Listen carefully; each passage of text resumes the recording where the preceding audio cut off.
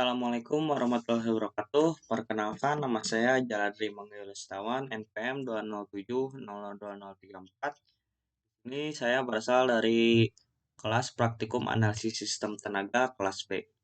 Nah, di sini saya akan menjelaskan sebuah analisis load flow yang diperuntukkan untuk mengerjakan UTS mata kuliah Praktikum AST. Nah, kita langsung saja. Sebelum ke rangkaian, saya akan menjelaskan apa itu load flow analysis.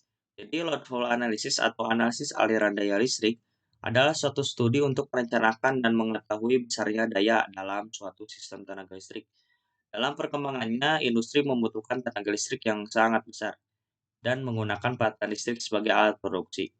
Manfaat dari adanya analisis aliran daya listrik ini adalah untuk mengetahui besarnya daya dalam sistem tenaga listrik, apakah masih memenuhi batas-batas yang telah ditentukan, serta untuk mengetahui besarnya losis yang ada, dan untuk memperoleh kondisi mula pada perencanaan sistem yang baru. Nah, analisis aliran daya ini sangat-sangat penting karena untuk menganalisis aliran daya yang mengalir pada setiap bus dan komponen, sehingga dapat diketahui apakah komponen atau bus itu memenuhi batas yang telah ditentukan atau tidak. Nah, kita lanjut ke rangkaiannya. Saya sudah membuat sebuah rangkaian load flow analysis atau analisis sistem daya listrik.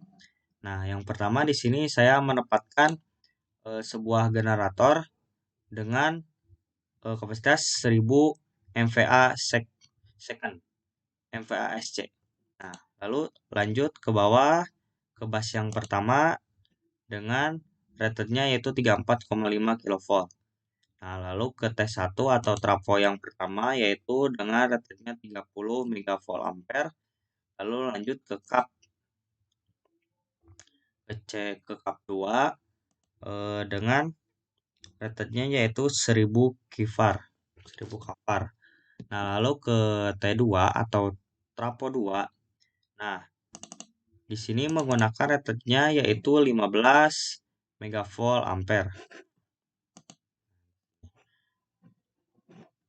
Nah, untuk mengisi power ratingnya yaitu di tab rating. Di sini ada power rating dan isi 15 sesuai dengan aktual dari data yang tersedia. Nah, di sini power ratingnya 30 mA untuk trafo yang pertama dan untuk trafo yang kedua 15 mA. Nah, lanjut ke kanan ke kabel yang pertama. Di sini panjang kabel yang pertama yaitu 400 feet atau 400 kaki dengan menggunakan ICA non-mag 50 Hz rubber 100% dan dengan ininya 15 kV. Nah, lalu ke generator yang pertama yaitu dengan power source-nya yaitu 10 MW. Nah, lalu kita lanjut ke sinkronas motor yang pertama atau motor sinkron yaitu dengan kekuatannya yaitu 3000 HP. Nah, lalu lanjut ke induksi motor yang pertama dengan kekuatan 700 HP dan mempunyai 4 induksi motor. Jadi 4 dikali 700 HP, 700 HP itu per satu motornya dikali 4. Jadi membutuhkan 7 dikali 4 2800 HP. Nah, kita lanjut ke kabel yang kedua. Kabel yang kedua ini memiliki panjang 300 feet atau 300 kaki yaitu menggunakan 13 C500. Nah, lalu untuk selanjutnya yaitu ke T3 atau trafo 3 dengan power ratingnya yaitu 5 MV. Nah, lalu ke impedansi atau Z2 di sini ini menggunakan base-nya yaitu 13,8 kV dan 100 MV. Lalu ke loop load yang pertama, yang ini loop, kalau di sininya loop load. Nah, ini loop load yaitu 5 MV. Lalu lanjut ke load yang load 2. Di sini kenapa load 2? Karena sebelumnya saya sudah mendapatkan load dan dihapus dan langsung ke load 2 otomatis. Nah, di sini load yang 2 ini dengan kekuatannya itu 3 megavolt ampere. Lalu nyambung ke network, nyambung ke CB atau circuit breaker. Nah, dari T3 ini nyambung ke motor 2 atau induksi motor 2 dengan kekuatan 600 kilowatt.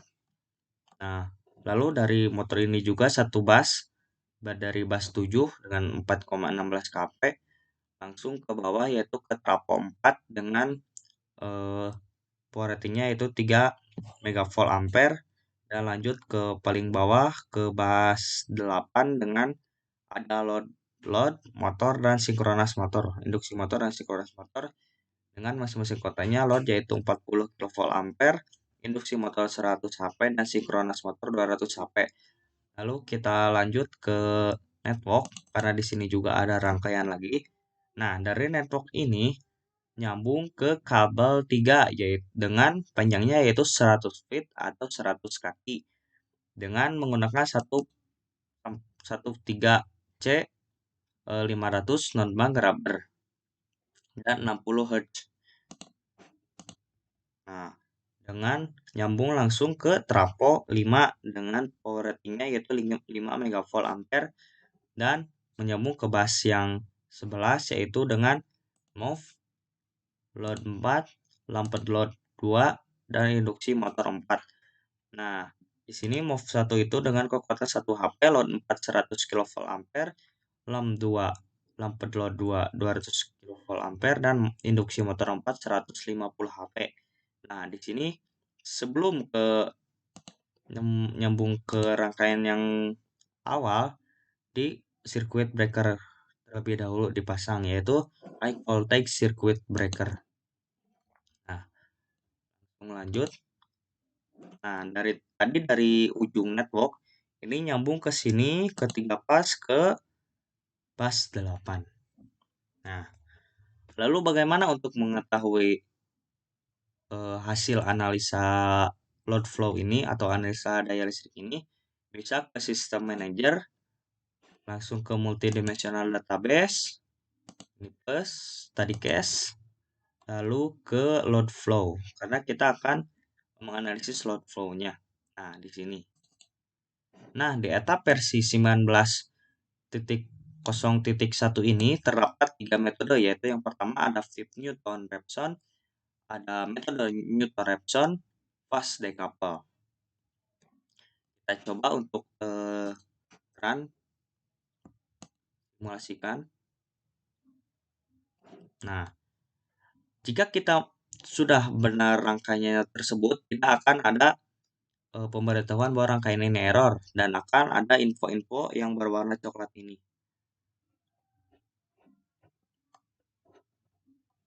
Network juga sama halnya dengan di sini juga ada info-info jika rangkaian yang kita buat ini benar dan tidak ada error. Nah, kita langsung lanjut saja ke hasil analisa load flow ini dengan 3 metode ini. Yang pertama kita akan melihat hasil dari adaptive Newton Raphson yaitu dengan cara tadi ke analisa. Nah, di sini ada report manager. Setelah itu complete. Ininya terserah mau viewer PDF atau MS Word. PDF. Nah, karena saya sudah mengekspor beberapa semua metode ini dari adaptive Newton Raphson dan fast decouple, kita langsung lanjut saja ke sininya. Nah, yang pertama yaitu dari adaptive Newton Raphson. Nah, di sini ada method of solution adaptive Newton Raphson method. Kita langsung ke halaman terakhir. Nah, di sini ada summary of total generation, loading, and demand. Nah, di sini total iterasinya yaitu hanya 2. Lalu untuk M megawattnya atau MW-nya atau kita juga mengetahui MW, MVAR, dan MFA ini. MVAR merupakan aliran daya semu dan MVA merupakan arusnya. Dan ini ada power factor atau laggingnya. Nah, di sini MW-nya yaitu bisa dilihat dari source jadi swing boost, total demand, total motor load, total static load, total constant load, dan total generic load.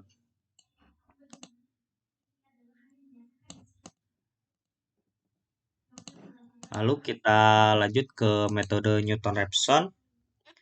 Nah, di metode Newton-Raphson ini, kan tadi adaptive Newton-Raphson, ini Newton-Raphson method. Nah, kita langsung lanjut saja ke halaman terakhir, ke summary-nya atau kesimpulannya. Nah, jadi metode Newton-Raphson ini ialah metode yang digunakan untuk mencari akar dari sebuah fungsi real. Metode ini dimulai dengan memperkirakan sebuah titik awal dengan mendekatinya dengan memperlihatkan gradien pada titik tersebut. Nah, di sini juga sama seperti tadi adaptive Newton-Raphson memiliki iterasi sebanyak 2. Dengan MV-nya juga sama, MV, MV, dan MFA-nya sama, karena sama-sama dengan menggunakan Newton-Raphson. Nah, kita ke yang berbeda yaitu fast decouple. Nah, di sini ada fast decouple method. Kita langsung ke halaman terakhir untuk summary-nya. Nah, perlu diketahui metode fast decouple ini adalah merupakan salah satu di antara metode penyelesaian perhitungan aliran daya. Metode ini juga merupakan metode penyelesaian yang sederhana, praktis, dan sangat cepat dengan hasil perhitungan yang dapat diandalkan.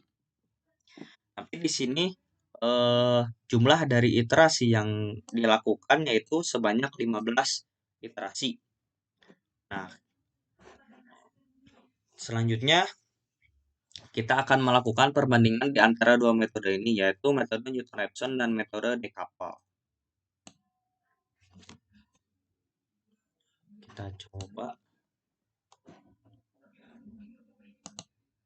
Nah, di sini saya setelah menelaah terdapat beberapa perbedaan di yang pertama itu di total motor load di MW-nya, yaitu jika di Newton-Raphson MW-nya yaitu 9,177, tapi di total motor load yaitu 9,179. Nah, untuk lagging sama power factornya, tapi ada lagi yang berbeda dari ini, yaitu dari total motor load juga di MPa-nya. Nah, di sini 10,228, sedangkan di metode decouple yaitu 10,230. Nah, untuk yang lainnya, tapi di sini ada juga di apparent losses. Di MW-nya 0,293 di metode Newton-Raphson, sedangkan di metode decouple yaitu 0,891. Lebih sedikit dari Newton-Raphson, lebih sedikit 2 dari metode Newton-Raphson.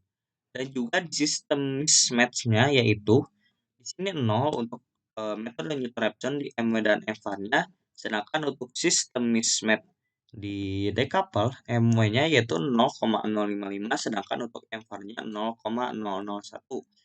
Nah,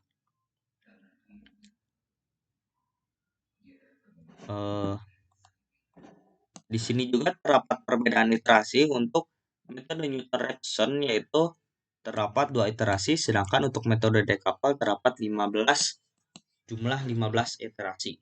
Kenapa bisa beda? Karena iterasi itu banyaknya perhitungan dari awal kira-kira ke perhitungan yang real atau perhitungan yang akurat, yaitu untuk melakukan perhitungan sampai akurat untuk metode Raphson terdapat dua kali iterasi, dan untuk decouple itu 15 iterasi. Nah, mungkin cukup sekian yang dapat saya paparkan mengenai perbandingan metode perhitungan aliran daya dengan membandingkan banyaknya iterasi yang dilakukan, aliran daya semuanya, dan arusnya. Nah, semoga bermanfaat. Mohon maaf bila ada kesalahan. Terima kasih. Wassalamualaikum warahmatullahi wabarakatuh.